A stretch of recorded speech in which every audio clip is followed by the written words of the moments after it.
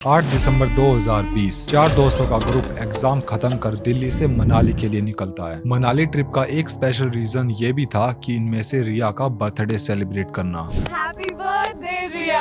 Plan बिल्कुल simple सा था, मनाली पहुंचना, बर्थडे सेलिब्रेट करना और वापस दिल्ली आ जाना। वो मनाली पहुंच भी जाते हैं, एक होटल में स्टे करते हैं। सब ठीक था, लेकिन उन्होंने सोचा तक नहीं था कि ये सिंपल सा दिखने वाला ट्रिप उनकी लाइफ का सबसे खतरनाक एक्सपीरियंस बनने वाला है।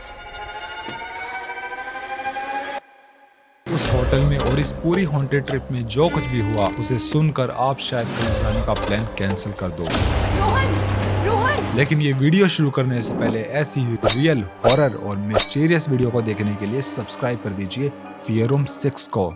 ये कहानी है दिल्ली के चार दोस्तों की, रोहन, कुणाल, रिया और नेहा। ये चारों दिल्ली में ही एक साथ पढ़ा करते थे। इनके फाइनल ईयर के एग्जाम चल रहे थे। जैसे ही इनके एग्जाम खत्म होते हैं, ये सब एक साथ बैठकर कहीं घूमने का प्लान करते हैं। साथ में रिया का बर्थडे भी था, तो इनको वो भी सेलिब्रेट करना था कहीं बाहर जाकर। तब रोहन ने बताया कि हम मनाली के लिए प्लान करते हैं, इस वक्त वहाँ जाना सबसे बढ़िया होगा और इस बार हम रिया का बर्थडे वहीं पर सेलिब्रेट करेंगे। रोहन के साथ बाकी सब भी तय कर लेते हैं कि हम मनाली जरूर जाएंगे और वहीं पर रिया का बर्थडे भी धूमधाम से सेलिब्रेट करेंगे। उनके साथ रोहन का एक दोस्त भी बैठा था, तो उसने कहा कि मेरे एक रिलेटिव वहाँ पर रहते हैं, जब भी मैं मनाली वहाँ जाता हूँ तो मैं उन्हीं के वहाँ रुकता हूँ, तुम सब भी वहीं पर चले जाना। और इन दिनों तुम्हें आसानी से कोई होटल भी नहीं मिलेगा क्योंकि ये सीजन ही ऐसा है, वहाँ पर बहुत ज्यादा भीड़ होगी। ये सब लोग डिसाइड कर लेते हैं कि हम सब सुबह 7 बजे यहाँ से निकलेंगे। अगले दिन ये सब एक साथ मिलते हैं और गाड़ी में दिल्ली से मनाली की तरफ निकलते हैं। रास्ते में सब बढ़िया था, म्यूजिक सुनते हुए, हंसी मजाक करते हुए ये सब जा रहे थे। लेकिन रास्ते में इनकी गाड़ी का टायर पंचर हो जाता है। रोहन गाड़ी से उतरता है और चेंज करने के लिए स्टेपनी निकलता है, लेकिन वो टायर भी पहले से ही पंचर था और आसपास इनको कोई दुकान भी नहीं दिखाई दे रही थी और इस चक्कर में इनका काफी सारा टाइम वेस्ट हो जाता है। इसी बीच रोहन सोचता है कि मैं एक बार अपने उस दोस्त को कह देता हूँ कि हम वहाँ पहुँचने में लेट हो जाएंगे, ताकि वो अपने रिलेटिव्स को बता सके। उसने अपने दोस्त के पास कॉल किया, लेकिन उसके दोस्त ने बताया कि यार रोहन, मैं तो अपने रिलेटिव को बताना ही भूल गया। कोई बात नहीं, मैं एक बार कॉल कर देता हूँ, तुम बस 2 मिनट रुको। रोहन के फ्रेंड का दोबारा कॉल आता है और उसने बताया कि यार मैं उन्हें बताना भूल गया था, इसलिए पहले से वहाँ पर कोई आ रखा है और तुम लोग 4 लोग हो तो उनके पास रहने के लिए कोई रूम भी नहीं है। आई एम रियली सॉरी, तुम्हें अब वहीं पर कोई रूम ढूंढना पड़ेगा किसी होटल में। वो चारों सोचने लग जाते हैं कि एक तो हम पहले से लेट है और वहाँ जाकर हमें रूम भी ढूंढना पड़ेगा, और ऐसे दिनों में जहाँ पर रूम मिलना बहुत मुश्किल है। तकरीबन 11:30 बज चुके होते हैं और उन्हें कोई रूम नहीं मिल रहा था। 2-3 जगह उन्होंने पूछताछ की, लेकिन सब रूम पहले से ही बुक थे। आगे चलते चलते उन्हें वहीं पर एक लोकल दिखाई देता है और उनसे पूछते हैं कि भाई साहब, यहाँ पर कोई रूम वगैरह है या नहीं। उस आदमी ने बताया कि इस टाइम पर तो लोग पहले से ही होटल बुक कर लेते हैं, आपको मिलना थोड़ा सा मुश्किल है और इस टाइम पर रात भी बहुत हो चुकी है। यहाँ से आप थोड़ा सा और आगे जाओगे, वहाँ से लेफ्ट ले लेना, आपको शायद एक होटल दिखाई दे। अगर आपको वहाँ पर रूम मिल गया तो ठीक है, वरना आज की रात आपको गाड़ी में ही काटनी पड़ेगी। वो चारों आगे जाते हैं और देखते हैं कि उन्हें एक होटल दिखाई तो दे रहा है, लेकिन वो होटल कुछ खास था नहीं, वो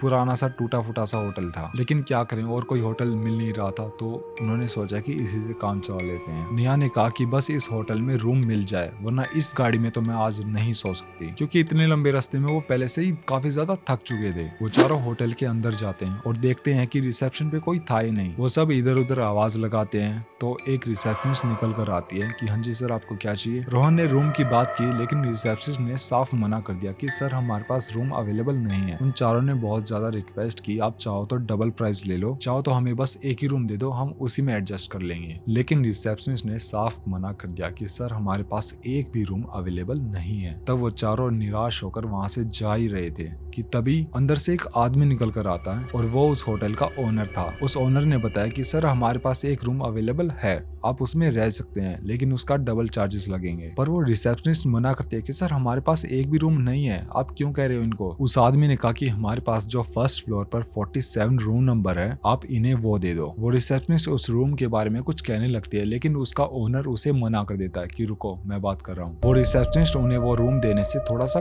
कतराती है, लेकिन वो ओनर उन्हें कहता है कि मैं कह रहा हूँ ना, तुम इसे रूम दे दो। वो ओनर खुद उन्हें फर्स्ट फ्लोर पर लेकर जाता है और रूम नंबर 47 की चाबी दे देता है और कहता है कि आपको जो कुछ भी चाहिए वो हमें बता सकते हैं, हम नीचे ही हैं। बड़ी मुश्किल से उन चारों दोस्तों ने राहत की सांस ली कि थैंक गॉड अब हमें गाड़ी में तो रात नहीं बितानी पड़ेगी। लेकिन जैसे ही वो रूम में जाते हैं तो देखते हैं कि उस रूम की बिल्कुल भी सफाई नहीं हो रखी। उन्होंने ओनर से भी कहा कि सर ये तो बहुत ज्यादा गंदा है, हम इसमें कैसे रहेंगे। तो ओनर ने बताया कि हाँ हम इसकी साफ सफाई करवाते नहीं है क्योंकि ये काफी टाइम से बंद पड़ा है और ये हमारे पास एक आखिरी रूम है, आपको इसी में एडजस्ट करना पड़ेगा। उन चारों ने सोचा ठीक है अब जैसा भी है रूम तो है, हम इसी में रह लेते हैं। वो ओनर नीचे चला जाता है। वो चारों अंदर जाके थोड़ा आराम करते हैं। फिर 12 बज चुके थे और रिया का बर्थडे आ चुका था। वो चारों सेलिब्रेट करते हैं, अच्छे से केक काटते हैं, म्यूजिक ऑन करते हैं और मजे करते हैं। सेलिब्रेशन के बीच में ही उनका दरवाजा नॉक होता है। नेहा बाहर जाकर देखती है कि सामने एक औरत खड़ी है। नेहा ने उनसे पूछा कि बताइए आप कौन। और जो वो औरत थी वो काफी अजीब सी लग रही थी। उसके पुराने से कपड़े थे, मतलब कि वो देखने से लग रही थी कि वो शायद वहाँ पर नौकरानी का काम करती होगी। उस औरत ने बताया कि मैं यहाँ पर साफ सफाई करती हूँ, क्या मैं आपके रूम की साफ सफाई कर दूं? लेकिन नेहा ने उन्हें बिल्कुल मना कर दिया कि अब तो हम बर्थडे सेलिब्रेट कर रहे हैं और काफी थक चुके हैं, कल जब हम मनाली घूमने के लिए निकलेंगे तब आप आकर साफ कर देना।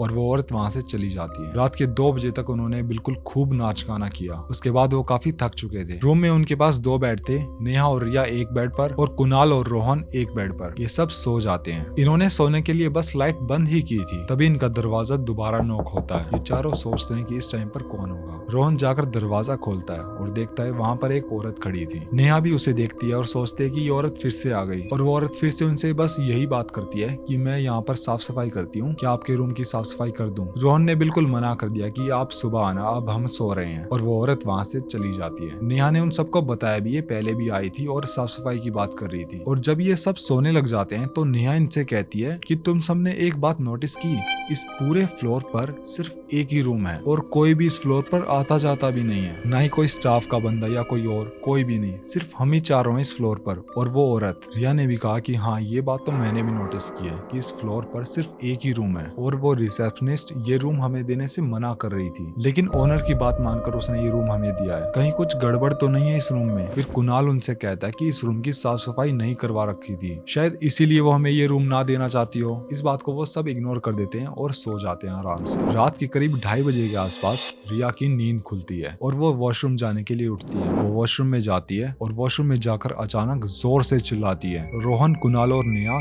तीनों वहां जाते हैं कि रिया क्या हुआ। रिया बिल्कुल डरी हुई बाहर आती है और बताती है कि मैंने अंदर एक औरत को देखा, अंदर जाकर देखो, अंदर कुछ ना कुछ जरूर है। रोहन, कुणाल अंदर जाते हैं वॉशरूम के और देखते हैं कि अंदर कोई भी नहीं था। रिया कहती है कि मैं सच बोल रही हूँ, जब मैं मिरर के सामने खड़ी थी तो मुझे ऐसा लगा कि मेरे पीछे कोई औरत खड़ी है और उसका फेस भी काफी अजीब सा था। वो सब रिया को समझाते हैं कि ये बस एक तुम्हारा वहम है और कुछ नहीं। रात बहुत हो चुकी है, अब सब हम सो जाते हैं। वो सब दोबारा सो जाते हैं। तभी उनके रूम का दरवाजा फिर से एक बार नॉक होता है। नेहा ने कहा कि कहीं वो फिर से नौकरानी तो नहीं है, वो फिर से आ गई होगी। कुणाल ने बाहर जाकर दरवाजा खोला और देखा कि वहाँ पर वो नौकरानी खड़ी है। कुणाल ने उसे डांटते हुए कहा कि हमने आपको 2 बार मना कर दिया ना, हमें साफ सफाई की जरूरत नहीं है, आप सुबह आना। और वो औरत वापस चली जाती है। वो चारों वापस सो जाते हैं। इसके बाद 2:30 बजे के आसपास उन सबको एक आवाज सुनाई देती है। उन सब ने सुना कि बाथरूम से किसी औरत के रोने की आवाज आ रही है। रोहन अंदर जाके देखता है लेकिन वॉशरूम में कोई भी नहीं था। रिया और नेहा काफी डरी हुई होती हैं। उन दोनों ने कहा कि इस होटल में जरूर कुछ न कुछ गड़बड़ है। इससे पहले रिया ने वहाँ किसी को देखा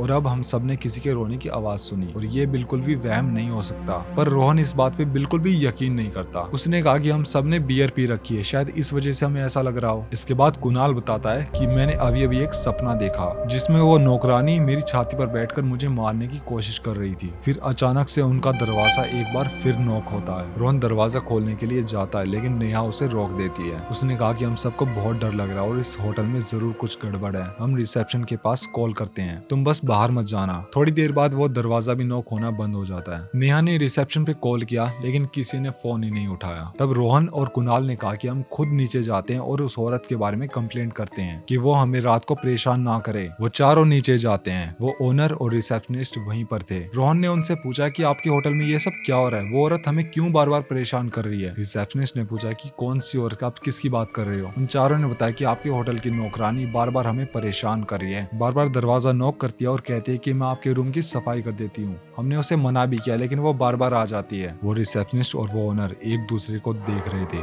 नेहा ने उनसे कहा कि आप सच सच बताओ कि आप हमसे क्या छुपा रहे हो। तब वो रिसेप्शनिस्ट उन्हें एक फोटो दिखाती है और पूछती है क्या वो यही औरत थी। वो सब फोटो देखकर कहते थे कि हाँ ये वही औरत है, ये वही नौकरानी है। तब उस ओनर ने बताया कि हाँ ये हमारे होटल में काम करती थी, लेकिन ये 6 महीने पहले ही मर चुकी है। वो चारों दोस्त बिल्कुल हैरान रह जाते हैं कि अगर ये औरत मर चुकी है तो हमारे रूम में जो आ रही है 4 बार वो कौन थी। उस रिसेप्शनिस्ट ने बताया कि हमारे साथ ये कई बार हो चुका है, लोगों को वो औरत अब भी दिखाई देती है और इसी वजह से मैं आपको वो रूम नहीं देना चाहती थी, क्योंकि उस नौकरानी ने उसी रूम के अंदर आत्महत्या की थी। ये बात सुनने के बाद उन चारों ने वो होटल उसी टाइम पर छोड़ दिया और सबसे पहले वो रिया को हॉस्पिटल लेकर गए, क्योंकि रिया की तबीयत बहुत ज्यादा खराब हो चुकी थी। गाइस इस वीडियो के एंड में मैं आपसे इतना ही कहना चाहूंगा कि कुछ जगहें ऐसी होती हैं जहां हम कभी गए नहीं होते, लेकिन उनका अपना एक इतिहास होता है और अगर उसके बारे में आप पता ना करो तो अगला ऐसा ही इंसिडेंट आपके साथ भी हो सकता है। इसलिए जब भी आप कहीं पर घूमने जाओ और किसी होटल में रुको तो एक बार जरूर चेक कर लेना कि वहाँ कहीं कोई ऐसा हादसा ना हुआ हो। उन चारों ने उस नौकरानी को रूम के अंदर नहीं आने दिया,